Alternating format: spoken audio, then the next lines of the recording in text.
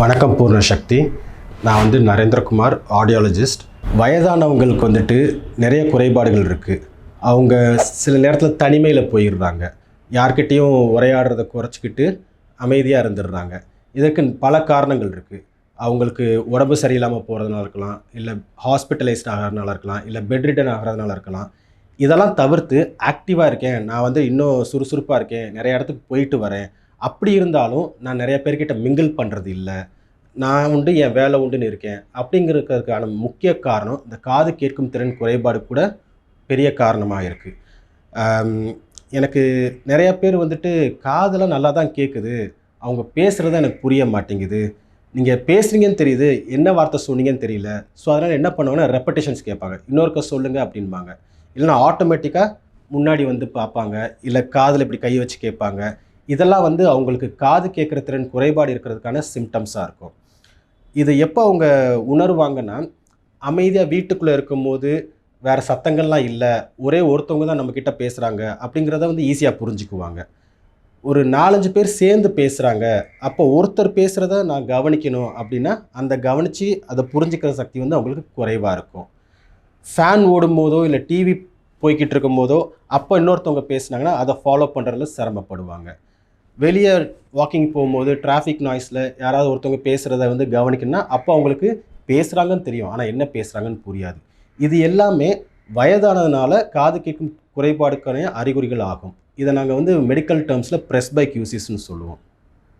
So இது இருக்கிறதுனால அவங்களுக்கு சத்தம் குறைவாக கேட்குதா அதிகமாக கேட்குதான்ற அலைவரிசைகளை நல்லாவே காது கேட்கும் திறன் இருக்கும். ஸோ அப்போது சத்தம் இருக்குங்கிறது தெரியும், அது என்ன சத்தங்கிறதும் தெரியும். அது பேச்சு சத்தமாக, பேச்சு இல்லா அனிமல்ஸ் கத்துற சத்தம், இல்லை பறவைகளோட சத்தம், டிவி சத்தம், ஃபேன் சத்தம், அந்த மாதிரி என்ன சத்தம் கூட அவங்க ஐடென்டிஃபை பண்ணிடுவாங்க. ஆனால் பேச்சு சத்தங்கள் ஒரு சத்தத்தையும் இன்னொரு சத்தத்தையும் வேறுபடுத்துறதுல அவங்களுக்கு பெரிய ப்ராப்ளம் இருக்கும். உதாரணத்துக்கு படம்க்கும் பாடம்க்கும் வித்தியாசம் சொல்ல தெரியாது, பட்டுக்கும் பாட்டுக்கும் வித்தியாசம் சொல்ல தெரியாது. ஏன்னா இதெல்லாம் உணர்றதுக்காக ஹை ஃப்ரீக்குவன்சிஸ்னு இருக்க அலைவரிசைகள் தான் ரொம்ப ஹெல்ப்ஃபுல்லாக இருக்குது. இவங்களுக்கு இத்தனை வருஷமாக காது கேட்டுக்கிட்டு இருந்தனாலையும் காது நரம்பு வீக்னஸ்னாலையும் இந்த ஹை ஃப்ரீக்குவன்சி தான் ஃபஸ்ட்டு அஃபெக்ட் ஆகும். அப்போது சத்தங்கள் கேட்கும், ஆனால் தெளிவாக கேட்காது. இதுதான் ஒரு மேஜர் ப்ராப்ளமாக இருக்குது. இதனால் என்ன ஆகும்னா, உரையாடும் போது நம்மக்கிட்ட ஏதோ ஒன்று சொல்லியிருப்பாங்க, அதை நம்ம வேற ஒன்றா யூகித்து தப்பாக புரிஞ்சுட்டு அதுக்கு பதில் சொல்லுவோம். அப்போது கேட்ட கேள்விக்கும் நம்ம சொல்கிற பதிலுக்கும் சம்மந்தம் இருக்காது. அப்போது சில மனக்கசப்புகள் ஏற்படலாம். இல்லை அவங்க நான் உங்களை வேறு ஏதோ கேட்டு நீங்கள் வேறு என்னமோ சொல்கிறீங்கன்னு போது நமக்கு கொஞ்சம் சங்கோஜமாக இருக்கும். அதனால் பேசுகிறத அவாய்ட் பண்ணுவாங்க, கொஞ்சம் கொஞ்சமாக குறைச்சிக்குவாங்க. இன்னொன்று என்ன, ரெப்படேஷன்ஸ் நிறையா கேட்குறதுனால வீட்டில் இருக்கவங்க ஓரளவுக்கு திரும்ப சொல்லுவாங்க, இல்லை பக்கத்தில் கொஞ்சம் சத்தமாக பேசுவாங்க, அப்போ நல்லா தெளிவாக புரிஞ்சுக்குவாங்க. வெளியே இருக்கிறவங்க அதே மாதிரி பண்ண மாட்டாங்க. ஸோ அப்போ என்ன பண்ணுவாங்க, வீட்டில் நான் பேசுகிறதெல்லாம் புரியுது, வெளியே போனால் தான் எனக்கு கொஞ்சம் கஷ்டமாக இருக்குது, அதனால் வெளியே போகிறதே நான் தவிர்த்துக்கிறேன் அப்படிங்கிற சூழ்நிலைக்கு தள்ளப்படுறாங்க. இப்போது இந்த காரணத்தினால தனிமையிலே இருந்து தேவையில்லாத விஷயங்களை அவங்க யோசித்து டிப்ரெஷனுக்கு போகிற சான்சஸும் அதிகமாக இருக்குது. ப்ளஸ் சத்தம் கேட்குறதுனால இந்த நரம்புகளில் வர சமிகைகள்லாம் மூளைக்கு போய் மூளையை ஆக்டிவாக வச்சுருக்கு, பிரெயின் செல்ஸை ஆக்டிவாக வச்சுருக்கு. ஹியரிங் லாஸை நம்ம ட்ரீட் பண்ணாமல் அவாய்ட் பண்ணோம்னா அந்த பிரெயின் ஆக்டிவேஷன்லாம் கொஞ்சம் கொஞ்சமாக குறையும். ஸோ நார்மலாக ஏஜிங்னாலே நிறையா பிரெயின் ரிலேட்டட் ப்ராப்ளம்ஸ் இருக்குது. அல்சைமர்ஸ் டிசீஸ், டிமென்ஷியான்ட்டு இந்த ஞாபக சக்தி குறைபாடு உள்ள நோய்கள்லாமும் வரும். இப்போ இந்த காது கேட்கும் திறனை மேம்படுத்துறதுக்கு இல்லை அந்த குறையை நிவர்த்தி பண்ணுறதுக்கு நம்ம ஏதாவது ஒரு சுச்சுவேஷனை ஆஃப் பண்ணிக்கிட்டோம் அப்படின்னா காது கேட்கும் நரம்பு வழியாக சமிஞ்சைகள் போய்கிட்டே இருக்கும், மூளை ஆக்டிவ் ஆகிக்கிட்டே இருக்கும். இந்த மாதிரி குறைபாடுகளை கொஞ்சம் தள்ளி போட சான்சஸும் அதிகமாக இருக்குது. ஸோ இப்போது இவங்களோட இந்த கேரக்டரிஸ்டிக் ஃபீச்சர்ஸ், காது கேட்காதனால அவங்க என்னென்ன இன்னல்களுக்கு ஆளாகிறாங்கன்றதை நம்ம பார்த்தோம். இதை டெஸ்ட் பண்ணாமலையோ இல்லை அவங்கள பெட்டராக கேட்க வைக்கிறதுக்கு நம்மளால் என்ன பண்ண முடியும் அப்படின்னா, வயசானவங்ககிட்ட பேசும்போது சுற்றி இருக்கிற நாய்ஸஸ்லாம் கொஞ்சம் கம்மியாக இருக்கிற மாதிரி பார்த்துக்கலாம். உதாரணத்துக்கு ஃபேன் ஸ்பீடை கொஞ்சம் குறைச்சி வச்சுக்கலாம், முடிஞ்சால் ஆஃப் பண்ணிடலாம், டிவியை மியூட் பண்ணிடலாம், இல்லை வால்யூமை கம்மி பண்ணிக்கலாம். அவங்கக்கிட்ட பேசும்போது பக்கத்தில் போய் உட்காந்து அவங்க முகத்தை பார்த்து நிறுத்தி நிதானமாக ஒவ்வொரு வார்த்தையாக பொறுமையாக பேசலாம். இந்த பொறுமையாக பேசுகிறனால அவங்களால எல்லா சத்தத்தையும் ப்ராசஸ் பண்ணுறது கொஞ்சம் டைம் கிடைக்கும். யங்காக இருக்கும்போது நம்ம எல்லா வேலையும் சீக்கிரமாக செய்வோம், ப்ராசஸிங் டைம் குயிக்காக இருக்கும். வயசாக இந்த ப்ராசஸிங் ஸ்பீடு கூட குறையும். அதனால் மற்றவங்ககிட்ட பேசுகிற மாதிரி ஃபாஸ்ட்டாக பேசாமல் கொஞ்சம் நிறுத்தி நிதானமாக பேசினா ஈஸியாக புரிஞ்சுக்குவாங்க.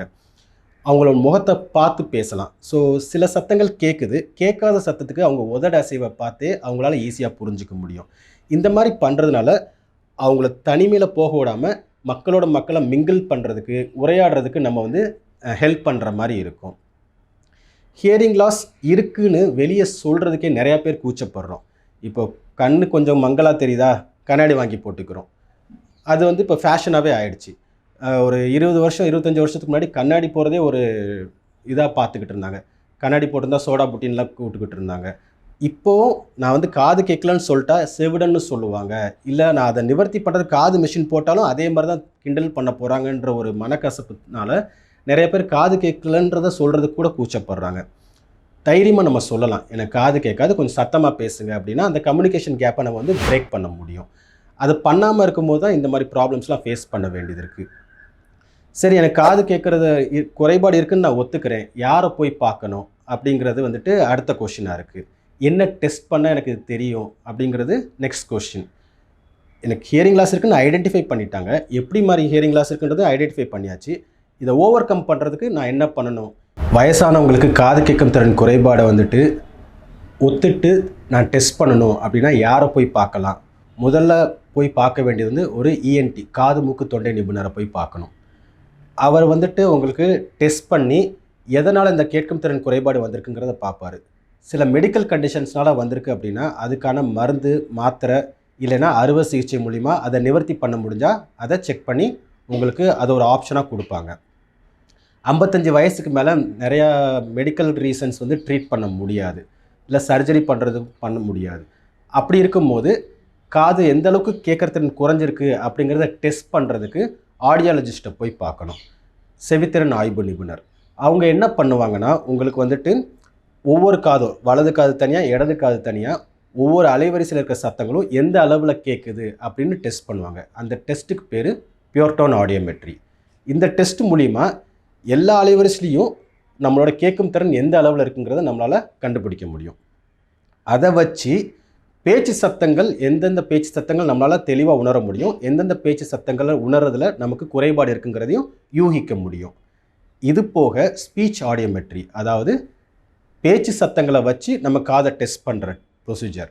இது மூலிமா ஒரு லாங்குவேஜில் இருக்கிற வார்த்தைகள் இல்லை சொற்கள், இத்தனை சொற்கள் இருக்குன்னா அதில் எத்தனை சதவீதமான சொற்கள் நம்மளால் ஐடென்டிஃபை பண்ண முடியுது, எந்தெந்த சொற்களை நம்மளால் தெளிவாக உணர முடியலை அப்படின்னு நம்ம டெஸ்ட் பண்ணி கண்டுபிடிக்க முடியும். இதை பேஸ் பண்ணி ஹியரிங் லாஸை இருந்து நிவர்த்தி பண்ணுறதுக்கு சத்தத்தோட அளவை அதிகப்படுத்தணும். அந்த அதிகப்படுத்துறதை வந்துட்டு நம்ம குரலை உயர்த்தி பேசலாம், இல்லை பக்கத்தில் இருந்து பேசலாம். மாற்றாக சத்தத்தை உயர்த்தி கொடுக்கக்கூடிய ஹியரிங் எய்ட்ஸ், ஒலிபெருக்கி இருக்குது இல்லைங்களா, பெருசாக நம்ம மைக்கில் பேசுகிறோம், ஆம்ப்ளிஃபையர் மூலிமா லவுட் ஸ்பீக்கரில் ஒலிபெருக்கிகளாக நிறையா இருக்குது. அதோட மினியேச்சர் ஃபார்ம் கொஞ்சம் டிஜிட்டலைஸ்ட் அட்வான்ஸ்ட் வெர்ஷன் தான் ஹியரிங் எய்ட்ஸ். இந்த டிஜிட்டல் ஹியரிங் எய்ட்ஸில் வந்துட்டு எந்த மாதிரி ஹியரிங் எய்ட் நமக்கு இருக்கிற காது கேட்கும் திறன் குறைபாடுக்கு பொருத்தமானதாக இருக்கும் அப்படின்னு ஆராய்ந்து பார்த்து தெளிவாக பொருத்தி கொடுப்பாங்க. ஸோ மெஷின் இல்லாமல் எனக்கு பேச்சு சத்தங்கள்லாம் எப்படி கேட்குது, எத்தனை வார்த்தைகள் என்னால் கரெக்டாக கண்டுபிடிக்க முடியுது, கேள்வி பதில் கேட்கும்போது என்னால் எப்படி உணர்ந்து அதுக்கு கரெக்டாக பதில் சொல்ல முடியுதுன்றதை பார்ப்போம். காது மெஷின் பொருத்துனதுக்கப்புறம் அது எப்படி இருக்குது, கம்ஃபர்டபுளாக கேட்க முடியுதா, இல்லை மற்ற சத்தங்கள்லாம் ரொம்ப இரைச்சல் கொடுக்குதா, இதெல்லாம் ப்ராப்பராக முறையாக டெஸ்ட் பண்ணி ஹியரிங் எய்ட் உங்களுக்கு ஃபிட் பண்ணுவாங்க. இந்த மாதிரி முறையாக டெஸ்ட் பண்ணி ஃபிட் பண்ணுறதுக்கு நீங்கள் வந்துட்டு செவித்திறன் ஆய்வு நிபுணர் ரீஹாபிலிட்டேஷன் கவுன்சில் ஆஃப் இந்தியாவில் ரெஜிஸ்டர் பண்ணினவங்ககிட்ட போனீங்கன்னா கரெக்டாக பண்ணி கொடுப்பாங்க. அப்படி பண்ணி காது மெஷின் பொருத்தும் போது என்ன ஆகும்னா எல்லார்கிட்டையும் சகஜமாக பேச முடியும், கேட்கவும் செய்து என்னால் ஈஸியாக புரிஞ்சுக்கவும் முடியுது. 2 காதுலேயும் மெஷின் போட்டுக்கிட்டோம்னா பின்னாடி இருக்க இரைச்சல் சத்தத்துலேயும் என்னால் பேச்செல்லாம் தெளிவாக புரிஞ்சிக்க முடியுன்ற மாதிரி இருக்கும். ஒரு காதில் மெஷின் போட்டிருந்தோம்னா பேச்சு சத்தமும் அந்த காதில் தான் கேட்க போகுது, மற்ற பேக்ரவுண்ட் இன்ஃபர்மேஷனும் அதே காதில் தான் கேட்க போகுது. அப்போ அந்த பேச்சு சத்தத்தையும் பேக்ரவுண்ட் இன்ஃபர்மேஷனையும் பிரித்து பார்க்கறதுல நமக்கு சிரமங்கள் ஏற்படும். ஸோ அப்போது 2 காதுலேயும் மெஷின் போட்டோம்னா நமக்கு அதை ஈஸியாக பிரிச்சுக்க முடியும். வயசு ஆக ஆக நம்ம நரம்புகள்லாம் ப்ராசஸிங் ஸ்பீட் கம்மியாகும், ப்ராசஸிங் இன்ஃபர்மேஷன் லெவலும் எஃபிஷியன்சியும் குறைய ஆரம்பிக்கும். அப்போ வந்துட்டு நம்ம கூர்ந்து கவனிக்க வேண்டியது இருக்கும், நம்மளால் ஒரு விஷயத்தில் தான் அட்டென்ஷன் கொடுத்து பார்க்க முடியுற மாதிரி இருக்கும். ஸோ இந்த மாதிரி சுச்சுவேஷனில் 2 காதுலேயும் மெஷின் போட்டுக்கிட்டால் கொஞ்சம் கம்ஃபர்டபுளாக கேட்குற மாதிரி இருக்கும். இல்லை எனக்கு காதில் மெஷின் போடுறதுக்கு விருப்பம் இல்லை அப்படின்ற சமயத்தில் அடுத்து என்ன பண்ணலாம்? கம்யூனிகேஷன் ரிப்பேர் ஸ்ட்ராட்டஜிஸ், அதாவது எனக்கு காது கேட்குற திறன் குறைபாடு இருக்குது, பேசுகிறத புரிஞ்சுக்கிறதுல கொஞ்சம் கஷ்டங்கள் இருக்குது, அதனால் என்னால் சரிவர பேச முடியலை. இதை எப்படி ஓவர் கம் பண்ணுறதுன்னு சில டெக்னிக்ஸ் உங்களுக்கு சொல்லி கொடுப்பாங்க. அதை யூஸ் பண்ணிங்கன்னா ஓரளவுக்கு உங்களால் மேனேஜ் பண்ண முடியும். இதெல்லாம் பண்ணுறதுனால என்ன ஆகுதுன்னா, கருத்து பரிமாற்றங்கள், இந்த கான்வர்ஸ் பண்ணுறது, என்னால் ஒருத்தவங்ககிட்ட உரையாடுறதெல்லாம் வந்துட்டு எந்த தங்கு தடையுமின்றி நல்லா உங்களால் பண்ண முடியும். அப்போது உங்களை நீங்களே தனிமைப்படுத்திக்க மாட்டீங்க. வீட்டில் இருக்கவங்களும் சரி அவங்கக்கிட்ட போனால் நான் கத்தி பேசணும் அப்படின்னு நினச்சி உங்களை ஒதுக்காமல் எந்த ஒரு விஷயமா இருந்தாலும் உங்ககிட்டயும் பகிர்ந்துக்க வாய்ப்புகள் நிறையா இருக்கும். ஸோ எதுக்கும் நம்ம கூச்சப்படக்கூடாது. எப்படி நமக்கு வந்துட்டு உடம்பு முடியாமல் போச்சுன்னா, காய்ச்சல் வந்துச்சுன்னா நம்ம டாக்டர் போய் உடனே பார்த்து அதை தீர்வு காண்றோமோ, அதே மாதிரி காது கேட்குற திறன் குறைஞ்சாலும் அதை நம்ம உடனே செக் பண்ணி பார்க்கணும். காது கேட்கும் மிஷின் போட்டால் அது பார்க்குறதுக்கு ஒரு மாதிரி நல்லா இருக்காது, கொஞ்சம் மனக்கசப்பாக இருக்குது, இல்லை எனக்கே சங்கடமாக இருக்குது அப்படின்னு நினைக்கிறது வந்துட்டு இருக்கலாம். ஆனால் மெஷின் போட்டால் எனக்கு என்னென்ன பலன்கள் கிடைக்குது, என்னால் மற்றவங்களோட ஈஸியாக பேச முடியுது, பேர குழந்தைகளோட கொஞ்சம் விளையாட முடியுது, அவங்க பேசினாலும் என்னால் பதில் சொல்ல முடியுது. ஸோ இந்த குவாலிட்டி ஆஃப் லைஃப் இதை தான் நம்ம அந்த ஹியரிங் எய்ட்ஸ் வந்து இம்ப்ரூவ் பண்ணுது. இதை ஃபோக்கஸ் பண்ணி பார்த்தீங்கன்னா காது மெஷின் போகிறதுக்கு யாரும் கூச்சப்பட மாட்டீங்க. இல்லைன்னா நம்ம வந்துட்டு எவ்வளோ மிஸ் பண்ணுறோங்கிறத நீங்கள் தான் உணர்ந்து பார்த்துக்கணும். இது வந்துட்டு வயசாகிறதுனால ஏற்படக்கூடிய பல இன்னல்களில் ஒரு சின்ன பகுதியான செவித்திறனை பற்றி மட்டும் தான் நான் உங்கள்கிட்ட சொல்லியிருக்கேன். ஸோ இதில் இன்னும் நிறையா டவுட்ஸ் உங்களுக்கு இருந்துச்சுன்னா நீங்கள் வந்துட்டு கமெண்ட் செக்ஷனில் கொஷின்ஸ் நீங்கள் ரைஸ் பண்ணலாம்.